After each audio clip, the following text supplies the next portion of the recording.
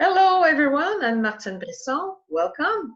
And today I'm with my friend Michael Fall, who is the owner of Inside Vice Coaching since 2015. And in this edition of Two Coaches for the Prices of One, I just will ask Michael the same question I've been asking everyone. Is all knowing the way human works, having this understanding, how does it help you to navigate this COVID-19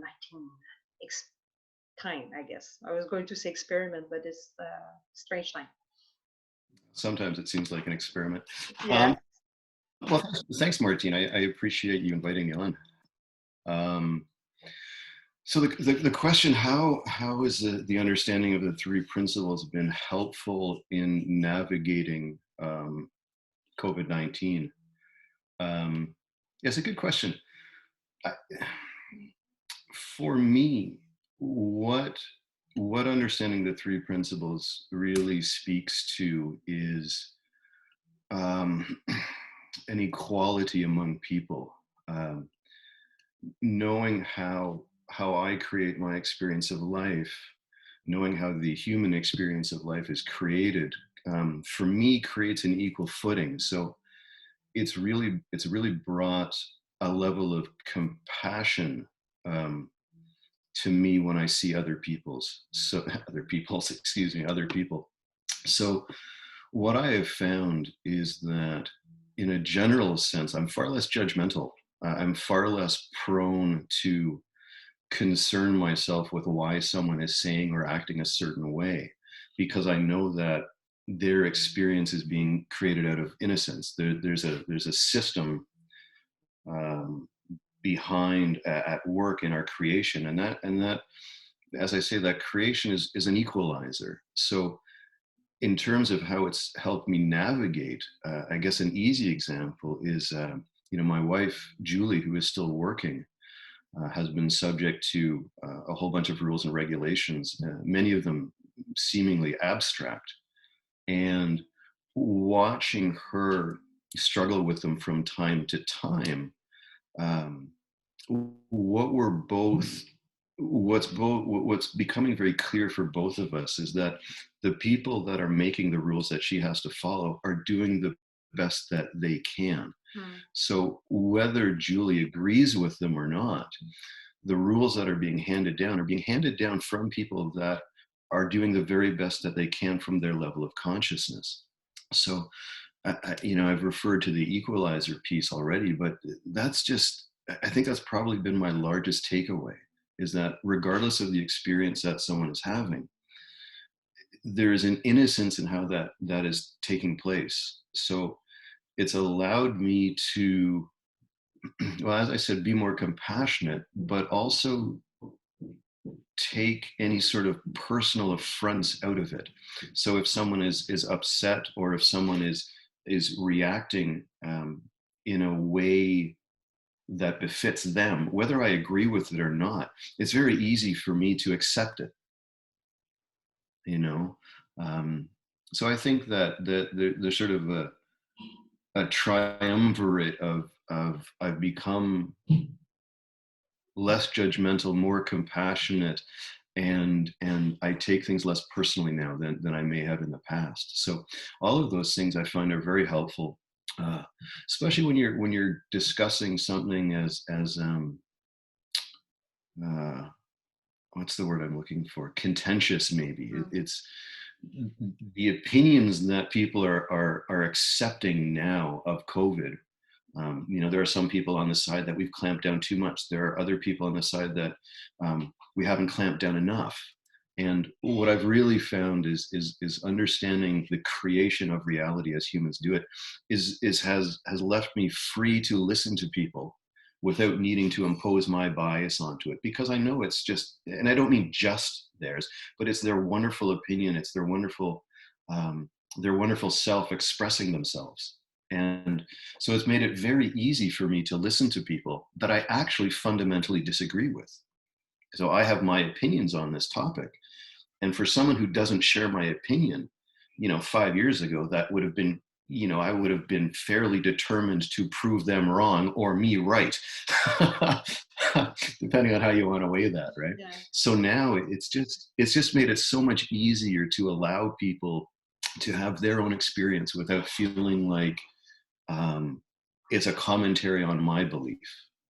Wow, that was a lot. Hopefully some of that was That's a was a big little one. bit clear. It's a big That one. was that was one long sentence, wasn't it? But it's a big one, actually, to be able to do that.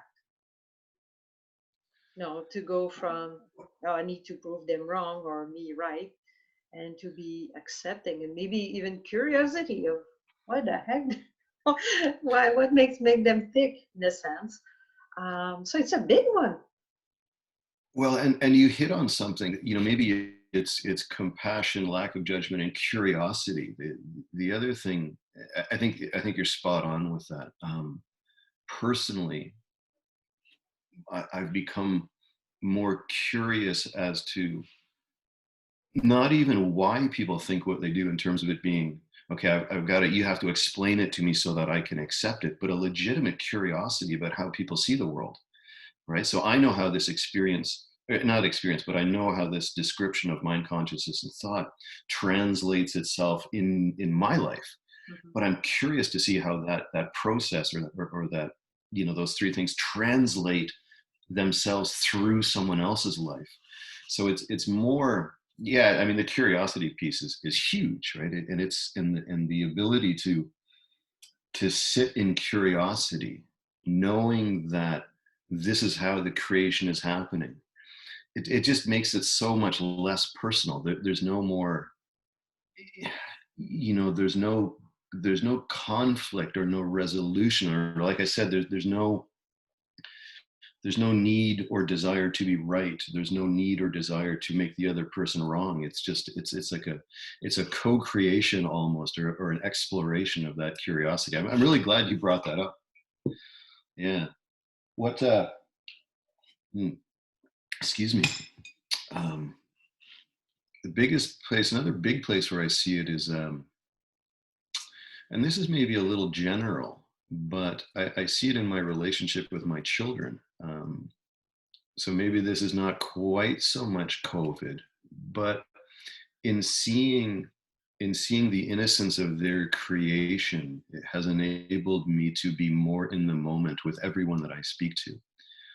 So rather than trying to have a conversation on terms that seem good for me and right for me when I want to have a conversation, I'm so much more open to allowing a conversation to occur organically. So, when my son is bringing something up, I'm in the moment in the conversation with him more so than I have been in the past.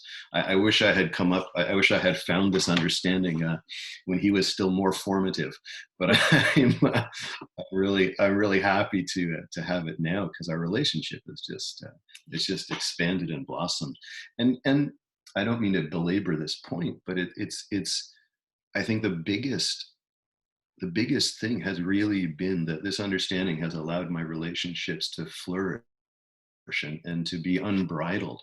So I can have a conversation with anybody and be interested and curious in what they have to say without having to, again, concern myself with right or wrong. So it's been very liberating in that sense, coming from having before been someone who was more inclined to be, not, I don't want to use argumentative, but more interested in an intellectual exploration. So the need to intellectualize has fallen away. And in place of the need to intellectualize has come a place of fun and joy. So the expression of life itself has just become so, and that's pervasive and leaks into every relationship I have, within the COVID time frame or without it. So it's like, I think I can get along with just about anybody right now. And that's a really cool place to come from, you know? So the quickness to judgment has left. So, uh, well, maybe it hasn't left, but I see it as a reflection of myself and not a reflection of the other person. So it's not an interfering force anymore. Yeah, we still remain human, right?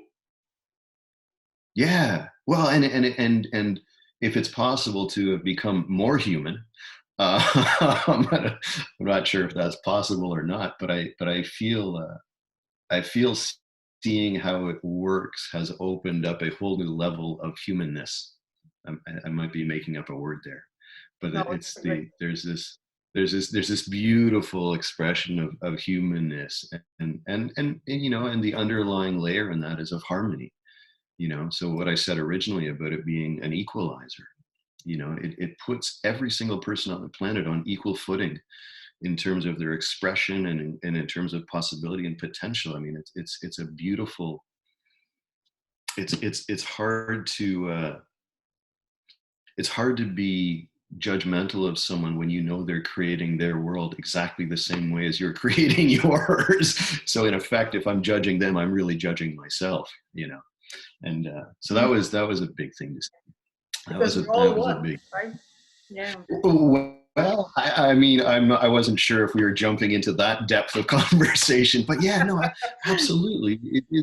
It's you know, it is all one, and you know that's something that I've suspected for, you know, since my early teens, that there was a bigger connection that we all have to life, and the principles, you know, as expressed by Sydney Banks.